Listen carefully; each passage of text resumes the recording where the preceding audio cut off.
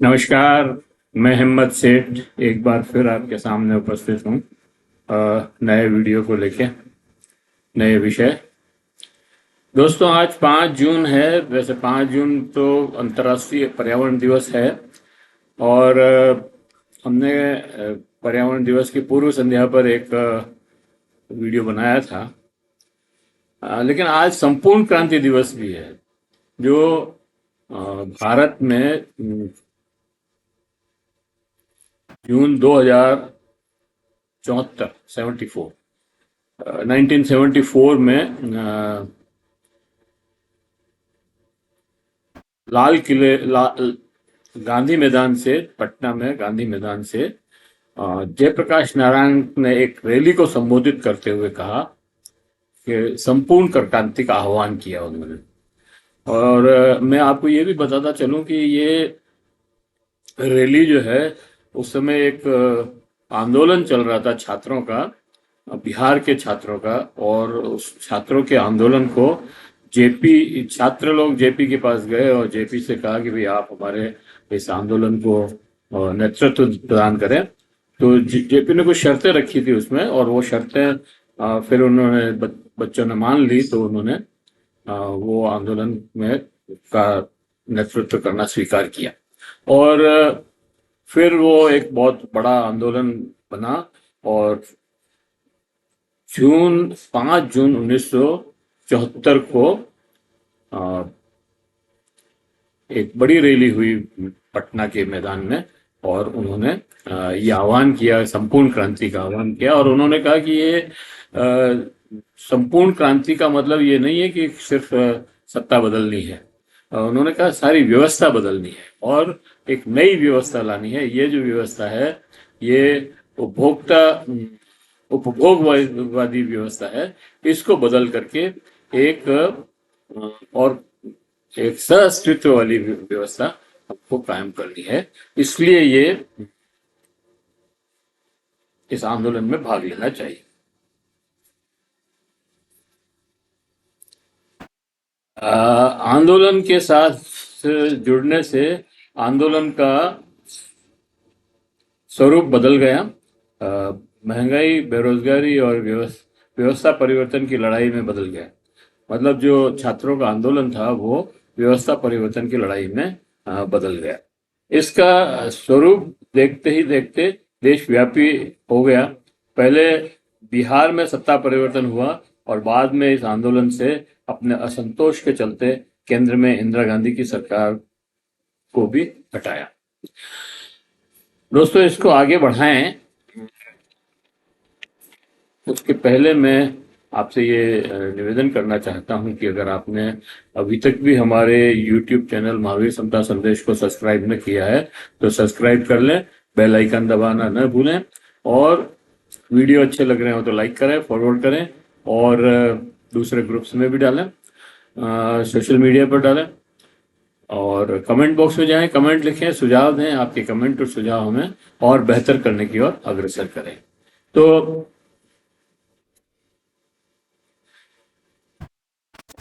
हम ये संपूर्ण क्रांति की बात कर रहे थे। तो 5 जून 1974 को लोकनायक जयप्रकाश नारायण ने पटना के गांधी मैदान की ऐतिहासिक रैली में संपूर्ण क्रांति का आह्वान किया था। इसलिए इस दिन को संपूर्ण क्रांति दिवस के रूप में मनाया जाता है। छात्र आंदोलन इतना प्रभावी हो गया था कि 11 अप्रैल 1975 को बिहार के मुख्यमंत्री अब्दुल गफूर की कांग्रेस की सरकार को इस्तीफा देना पड़ा। तो गफूर सरकार थी पहले वहां पर, उनके ऊपर बहुत सारे इल्जाम लगे, बेरोजगारी बहुत बढ़ गई, महंगाई बहुत बढ़ गई और भी कई इल्जाम, भ्रष्टाचार के काफी आरोप थे। और उन्होंने फिर उसके चलते उन्होंने उनको रिजाइन करना पड़ा। राष्ट्रपति शासन लागू हुआ। जेपी के आंदोलन से जुड़ने के चलते बिहार समाजवादी विचारों के सभी विधायकों ने कर्पूरी ठाकुर के नेतृत्व में संपूर्ण क्रांति के आंदोलन में कूद पड़े थे। नतीजा, गफूर सरकार को इस्तीफा देना पड़ा। जबकि जेपी ने संपूर्ण क्रांति का आह्वान करते हुए साफ कहा था कि यह आंदोलन सत्ता परिवर्तन के लिए नहीं है, व्यवस्था बदलने के लिए है।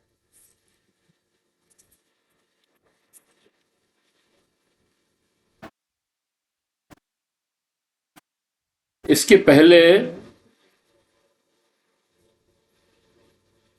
गुजरात में चिमनभाई पटेल की सरकार भी इसी तरह से छात्रों के आंदोलन से गिर चुकी थी। उन्होंने भी गृह मुख्यमंत्री पद से छात्रों के आंदोलन के चलते ही इस्तीफा दिया था। गुजरात में छात्रों और जनता ने नवनिर्माण आंदोलन चलाया था और मोरारजी देसाई उस समय संगठन कांग्रेस के नेता थे। उन्होंने नवनिर्माण आंदोलन से जुड़ने के बाद चिमनभाई पटेल पर भ्रष्टाचार के आरोप लगे और फरवरी 1974 में मोरारजी देसाई ने आमरण अनशन शुरू किया और उसके चलते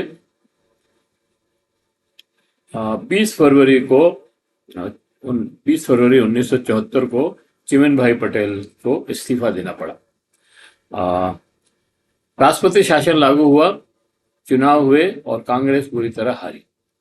इसी 11 जून 1975 को या 12 जून को ही इंदिरा गांधी ने अपने चुनाव जो रायबरेली से वो लड़ी थी राजनारायण के खिलाफ, और राजनारायण ने अवैध कामों को लेकर के या चुनाव में मतलब सरकारी कर्मचारियों के दुरुपयोग का आरोप लगा करके इलाहाबाद हाई कोर्ट में केस किया था और वो केस जो है 11 जून को उसका 12 जून को उसका फैसला आया और राजनारायण जी उसमें जीत लिया। इंदिरा गांधी चुनाव हार गई, मतलब वो केस हार गई। तो इंदिरा गांधी के सामने एक विकट समस्या खड़ी हो गई कि अब वो अपनी सरकार को कैसे बचाए, या उनको इस्तीफा देना पड़ेगा क्योंकि वो तो हार गई है और वो देना नहीं चाहती थी इस्तीफा। तो वो सुप्रीम कोर्ट में चली गई और देश में आपातकाल लागू कर दिया। आपातकाल लागू किया तो वो ये कह करके लागू किया कि जयप्रकाश नारायण ने जो आह्वान किया है, दिल्ली में एक दिन पहले ही वहां पे मीटिंग हुई थी, एक रैली को संबोधित करते हुए उन्होंने कहा था कि पुलिस और मिलिट्री के लोग भी सत्ता के जो आदेश हैं उनकी न्यायप्रियता या उनकी वास्तविकता को जान करके ही उनको मतलब पालना करें। तो इसको आधार बना करके इंदिरा गांधी ने देश में आपातकाल लागू कर। आपातकाल में बहुत सारे लोगों की जो वो हुई, गिरफ्तारियां हुई, बहुत सारे लोगों को मतलब पत्रकारों के ऊपर भी बहुत अत्याचार हुए, अखबार बंद हो गए, नागरिक अधिकार जो थे, मूल अधिकार, उन पर रोक लग गई। इस तरह से बहुत सारे उस समय जो है शोषण के काम हुए, अत्याचार हुए और लोगों ने आपातकाल का जमकर विरोध भी किया। बहुत सारे लोग तो आपातकाल में को गिरफ्तार कर लिया गया, लेकिन बहुत सारे लोग मतलब कुछ नेता जो थे वो भूमिगत हो गए और भूमिगत होकर के उन्होंने आंदोलन चलाया। इसमें ये जॉर्ज फर्नांडिस एक बड़े नेता थे।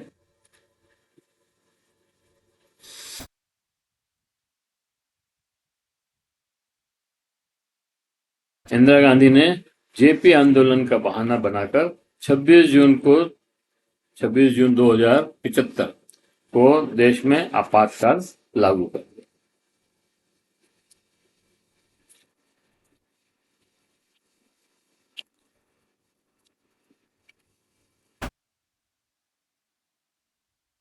इंदिरा गांधी ने अपनी कुर्सी तो बचा ली, लेकिन 19 माह बाद इंदिरा गांधी ने चुनाव करवाए। 1 साल के लिए वैसे पार्लियामेंट के चुनाव को आगे बढ़ा दिया था और फिर ये चुनाव जब करवाए तो वो बुरी तरह हार गए। और कांग्रेस की सरकार चली गई, मोरारजी देसाई की सरकार बनी। संपूर्ण क्रांति आंदोलन के चलते कांग्रेस ने पहले गुजरात में, फिर बिहार की प्रादेशिक सरकार गंवाई और अंत में 1977 में केंद्र सरकार से भी हाथ धोना पड़ा।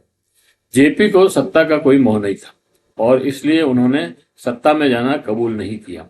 उन्हें तो व्यवस्था बदलने के काम में लगना था। आपातकाल में जेल में उनके गुर्दे खराब हो गए थे और उन्हें डायलिसिस पर रहना पड़ता था, लेकिन वे एक लोकतांत्रिक सरकार चाहते थे। संपूर्ण क्रांति आह्वान के साथ देश भर में छात्र संघर्ष वाहिनी बनाई, जिन्होंने यह देशव्यापी आंदोलन चलाया।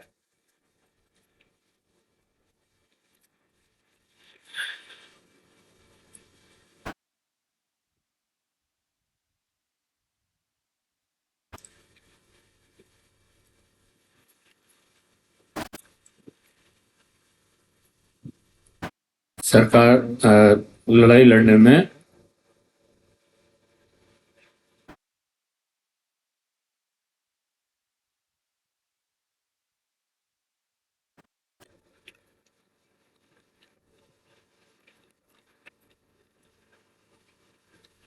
उन्होंने देश भर में लोक समितियां का गठन किया, जो व्यवस्था परिवर्तन के काम में को अंजाम देने और नई व्यवस्था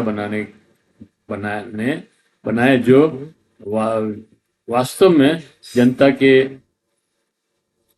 अनुकूल ही हो।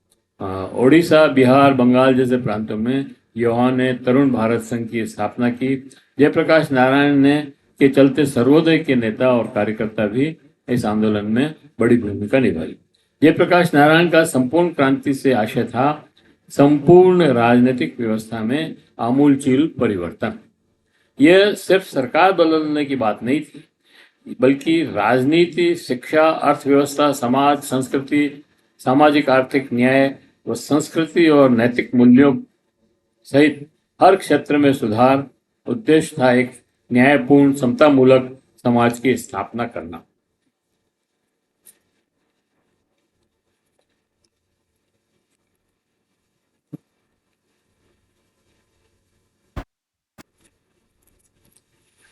संपूर्ण क्रांति का उद्देश्य तो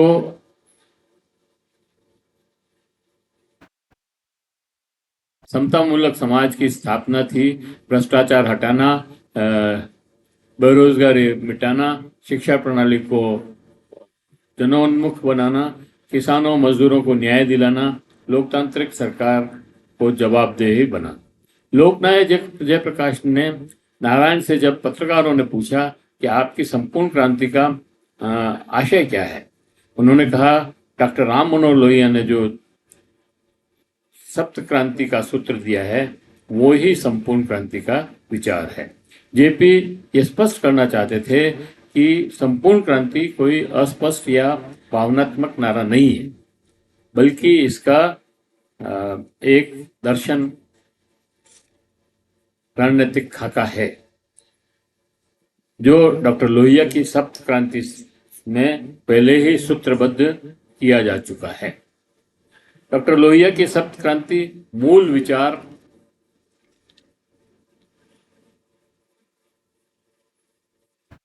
अन्याय के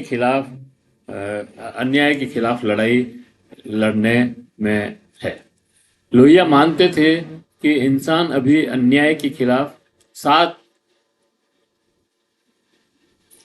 बिंदुओं पर एक साथ लड़ रहा है और वे ये बात भारत के लिए नहीं, विश्व के लिए कह रहे थे। गैर बराबरी के विरुद्ध लड़ना सप्त क्रांति का एक उद्देश्य था। तो गरीब अमीर में जो भेदभाव है उसके खिलाफ क्रांति की लड़ाई चल रही थी। नर नारी समता, नर नारी में जो विभेद है, जो डिस्क्रिमिनेशन होता है, उसके खिलाफ लड़ाई थी। जाति के कारण गैर बराबरी है, बहुत सारी ऊंची जाति और नीची जाति और छुआछूत और ये सारी चीजें थी, उसके खिलाफ उनकी ये लड़ाई है। काले और गोरे, मतलब हमारे हिंदुस्तान में तो ये समस्या नहीं है, लेकिन कई देशों में, खासतौर से यूरोप, ऑस्ट्रेलिया, न्यूजीलैंड और अमेरिका, दक्षिणी अफ्रीका वगैरह में ये समस्या बहुत भयंकर रूप से फैली हुई है। वहाँ पर भी जिस तरह से हमारे यहाँ अछूत जाति के लोग होते हैं, अछूत जिनको मानते हैं शूद्रों को, उसी तरह से विदेशों में कालों के साथ भेदभाव होता है, काले रंग के लोगों के साथ, जो खासतौर से अफ्रीका वगैरह के हैं। तो उसके खिलाफ भी एक लड़ाई लगातार चल रही है। इसी तरह गुलाम देश और हमलावर देश के बीच की गैर बराबरी, मतलब एक तो संसाधनहीन गरीब देश है और उसके ऊपर जो है यूरोप के कंट्री, जैसे हमारे यहाँ विदेशी आक्रमण करके आ गए इंग्लैंड के लोग, ब्रिटेन के लोग, तो हमारे और उसके उनमें बीच में जो डिस्क्रिमिनेशन है, जो भेदभाव है, उसके खिलाफ भी ये लड़ाई है। और अस्त्रों के कारण गैर बराबरी, अब अस्त्रों में जैसे अमेरिका ने इतने सारे शस्त्र बना रखे हैं, एटॉमिक पावर भी है उसके पास, चीन ने भी बना लिए, चीन के पास भी एटॉमिक पावर है, रूस के पास भी है, और बहुत सारे देश ऐसे हैं, हमने भी बनाया है, लेकिन फिर भी हम बहुत कमज़ोर हैं इनके कंपैरिजन में। और बहुत सारे देश ऐसे हैं जिनके पास न तो संसाधन है, न बड़े मिसाइलें हैं, न टैंक तोपें हैं। तो उनमें और जो बड़े ये जो बड़े देश हैं, अमेरिका और रूस, चीन, ये उनका शोषण करते हैं। तो उस शोषण के खिलाफ भी ये लड़ाई सप्त क्रांति की लड़ाई है।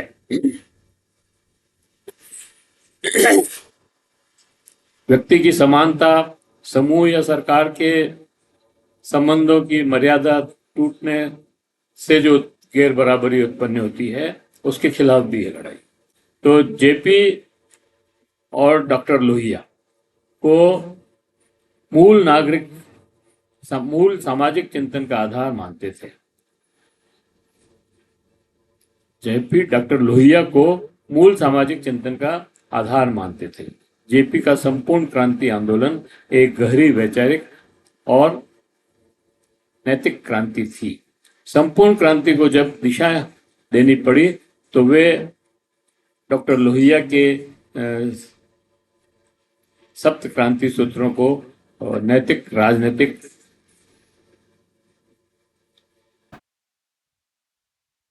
प्रयास मानते थे। संपूर्ण क्रांति और सप्त क्रांति की प्रासंगिकता आज भी बनी हुई है, क्योंकि इस विचार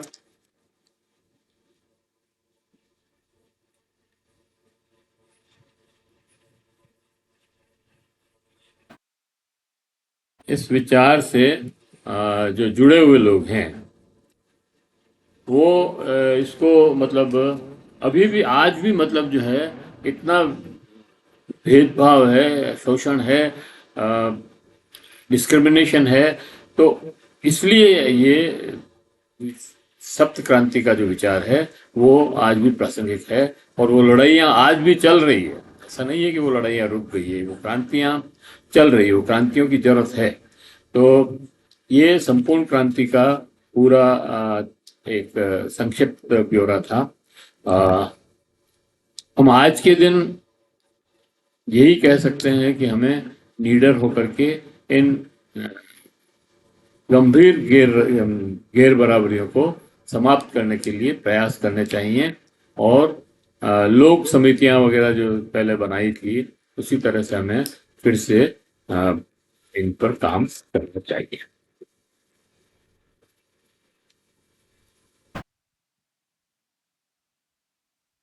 तो ये वीडियो हम यही समाप्त करते हैं, और आशा करते हैं कि आपको वीडियो पसंद आया होगा।